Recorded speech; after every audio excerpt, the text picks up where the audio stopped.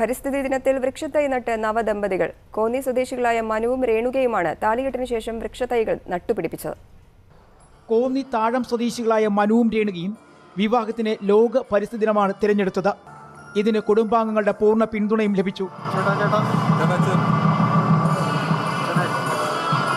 താലികെട്ടിനൊടുവിൽ സുഹൃത്തുക്കൾ നൽകിയ ഞാവൽ മരത്തിന് തൈ ഇരുവരും ചേർന്ന് സ്വീകരിച്ചു.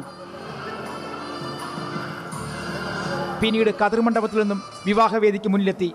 വിവാഹം നടന്ന ഹാളിന് മുന്നിലെ മുറ്റത്ത് ഞാവൽ മരത്തിന്റെ തൈ നട്ടു, വെള്ളമൊഴിച്ചു.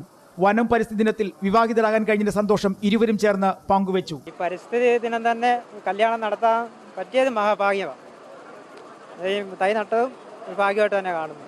പരിസ്ഥിതിയോടുള്ള ഒരു സ്നേഹം നീ കൂടിക്കൊണ്ടിരിക്കും. വിവാഹത്തിൽ പങ്കെടുക്കാനെത്തിയ ബന്ധുക്കൾക്കും സുഹൃത്തുക്കൾക്കും നവദമ്പതികൾ ചേർന്ന് വൃക്ഷത്തൈകൾ വിതരണം ചെയ്തു. DYFI കോന്നി താഴം മേഖലാ കമ്പനി നടപ്പാക്കുന്ന തണലോരം പദ്ധതിയുടെ ഭാഗമായാണ് വിതരണത്തിനായി വൃക്ഷത്തൈകൾ എത്തിച്ചു കൊടുത്തത്. ഒരു മംഗളകർമ്മം നടക്കുന്നിടത്ത് തന്നെ അതേ വളപ്പിൽ തന്നെ വൃക്ഷത്തൈകൾ വെച്ചുകൊണ്ട് രണ്ട് മംഗളകർമ്മങ്ങൾ ഒരുമിച്ച് നടത്തുക എന്ന ഒരു ആശയത്തിലേക്ക് വന്നത്. ലക്ഷ്മി തരു, ഞാവൽ, ആര്യവേപ്പ് തുടങ്ങി 9 ഇനം തൈകളാണ് വിതരണം ചെയ്തത്. ഏഷ്യാനെറ്റ് ന്യൂസ്, പത്തനംതിട്ട.